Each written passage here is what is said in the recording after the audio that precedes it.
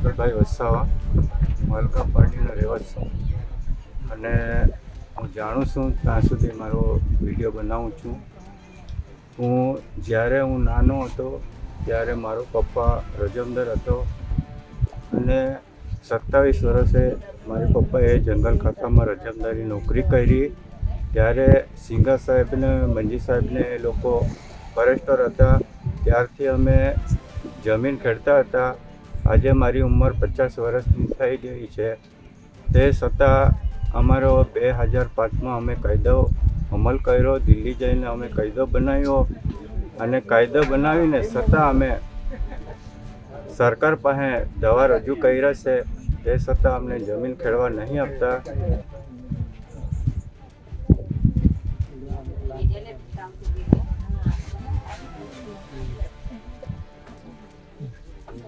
બે 2005માં અમે કાયદો બનાવી લાવ્યા. ત્યારે અમે જંગલમાં આપણો અધિકારીને અમે ફાઇલ બનાવીને આપી છે માંડવી ટ્રાઇબલમાં. તે છતાં ટ્રાઇબલવાળા કહે છે કે તમારો દાવેદાર હક દાવા મળે એવા છે. તે છતાં અમને જંગલ ખાતા ખેડવા નહીં દેતા અને અમને રોકટોક કરે છે. અને જે બનાવ બન્યો છે છોકરીનો બાબતમાં, એ લોકો વડગામની અંદર બનાવ બન્યો છે. એ અમે શાકબારાવાળા કોઈ જાણતા નથી. નહીં અમારો હોલગામ પાર્ટીમાં બન્યો છે, નહીં ખોપી વિસ્તારમાં બન્યો છે. એ જીવણભાઈ અમને કહે છે કે શાકબારા તમે નીકળી જાઓ, એવી રીતે અમને બોલે છે.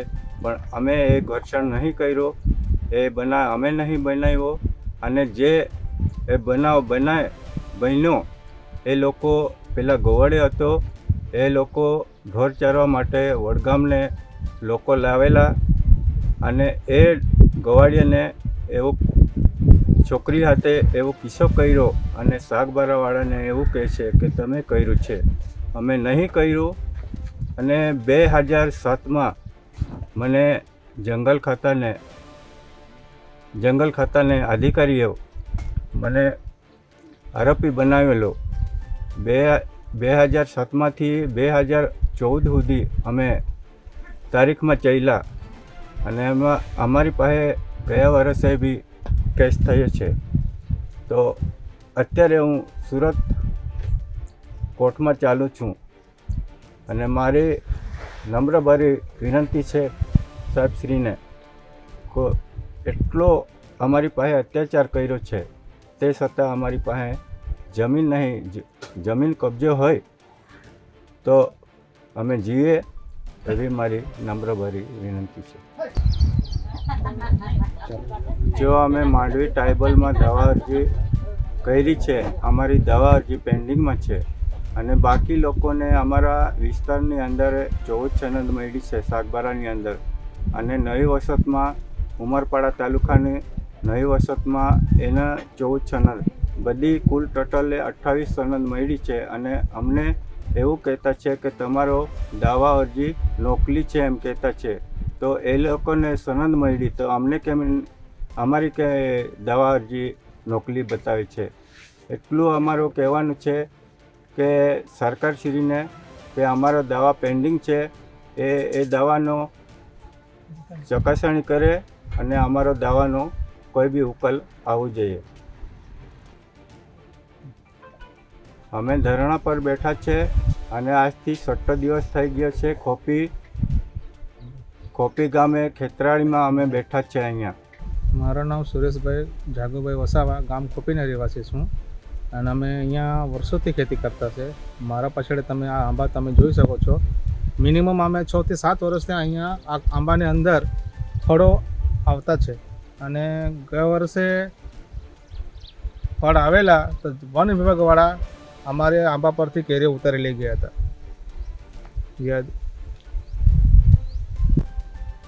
અને અમારા આંબાને એક્ઝેક્ટ પછાડીને સાઈડે અમે આંબાના કોલમો રોપેલી છે. તે મિનિમમ 70 થી 80 છે. અને એના ખેતરના છેડા પર મવડાના ઝાડ 6 થી 7 મવડાના ઝાડના રોપા અમે રોપેલા છે.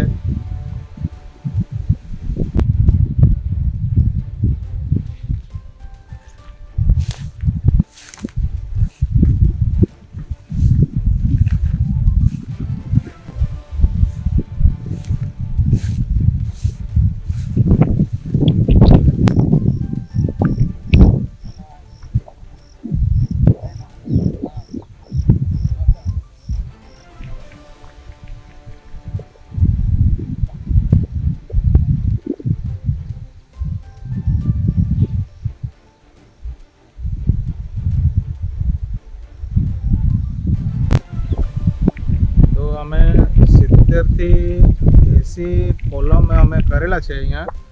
તો આપ સૌ જનતાને જણાવવાનું છે મીડિયમની માધ્યમથી. આ તમે જોઈ શકો છો મારા પછાડી મારા આજુબાજુમાં કોલમ બધી કરેલી છે. આ તમે જોઈ શકો છો.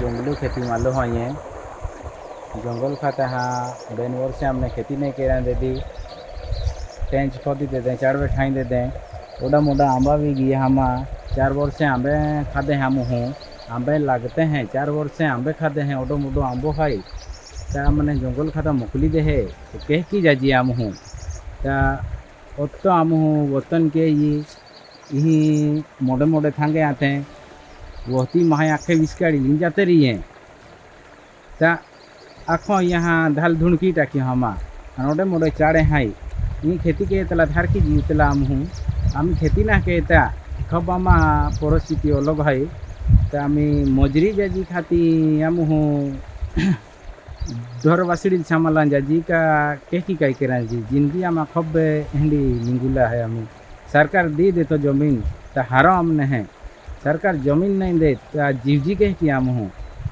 जमीन दी दे सरकार ता खूब हराम हारी गोट